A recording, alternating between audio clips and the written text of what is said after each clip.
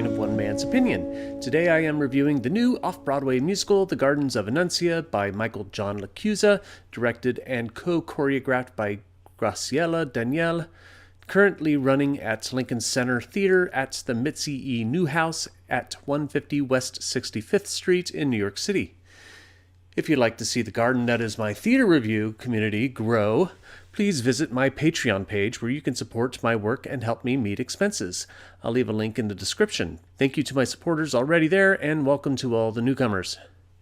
Inspired by the life of the director, Graciela Daniele, The Gardens of Anuncia is about Anuncia, played by Priscilla Lopez, and Kalyn West, Lopez playing the older version and West the younger. Anuncia is weighing whether she wants to go into New York City that evening to receive a Lifetime Achievement Award for her work in theater, something Daniele received from the Tonys in 2020 for her lifetime of work, particularly as choreographer, with credits like The Pirates of Penzance, The Rink, The Mystery of Edwin Drood, Once on This Island, and Ragtime. In order to work out her thoughts, she talks to her gardens, where she can find some place of peace, reminiscing on where she found her place in life as a dancer. As she opens up about herself, we flash back to her late teenage years where Kalyn West comes in, and Anuncia's relationship with her mommy, played by Eden Espinosa, her grandmama, played by Mary Testa, and her tia, or aunt, played by Andrea Burns. It's 1940s and 50s, and Anuncia is living with her matriarchs in Buenos Aires, Argentina, where the Perón regime is in power. The Gardens of Anuncia is an inspirational little musical. It doesn't get too heavy with the plot, which leaves it open to being overly sentimental, but it does delve into deeply personal moments as Anuncia questions why Grandmama isn't with her grandpapa, and why her mother can speak negatively about her absentee father, but she can't. She also questions the Catholic Church and how it psychologically affects her. The church aspect is an ironic beat, as she is named after the Annunciation. It also dramatically ties into her name and her journey as she discusses with her family the story of the Annunciation, with the angel Gabriel telling Mary that she has been chosen by God to carry Jesus. What is important here is that Mommy tells her that Mary was given the choice to accept this call, and she could have told the angel no. Like Mary, Anuncia is also given a life-changing choice. Obviously not one as important as carrying the Son of God, but still important enough for Anuncia's life to change direction for the rest of her life.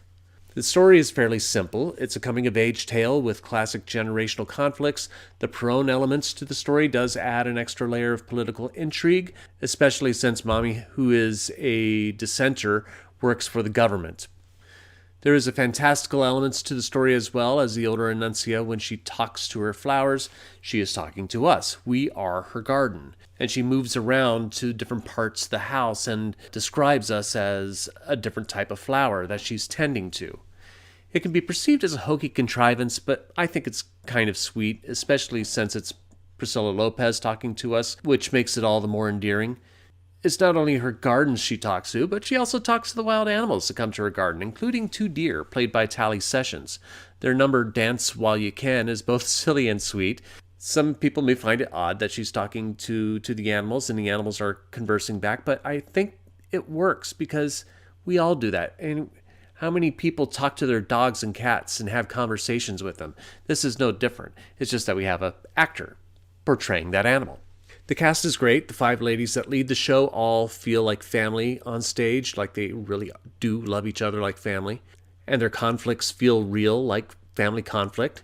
West is great as the younger Anuncia, and their ability to exact Anuncia's headstrong sense of determination to learn more about her family is delightful to watch. West and Espinosa in particular have some great moments of challenging each other, and Burns and Testa give performances with detailed layers of women who have had men in their lives but are stronger together without them. Considering the behaviors of the men in their lives, who are played by Sessions and Enrique Acevedo, who can blame them? The Gardens of Anuncia is a beautiful, intimate show of love, loss, resilience, passion, and devotion. The cast is excellent, led by Lopez and West. It may be a bit sentimental at times, but it does have an admirable and inspiring story, especially for families of women whose men in their lives have all but disappeared, finding strength and courage in each other. But I'm only one man's opinion, so be sure to leave yours in the comments below. If you'd like to see the Gardens of Anuncia, I'll leave a link in the description where you can get tickets. Also in the description will be a link to my Patreon page. Don't forget to visit there as well. You can also support my channel by liking, sharing, and subscribing, and click the notification bell to be alerted to future reviews. My next review will be TheatreWorks Hartford's Christmas on the Rocks. Thank you for watching, and I will see you at the theater.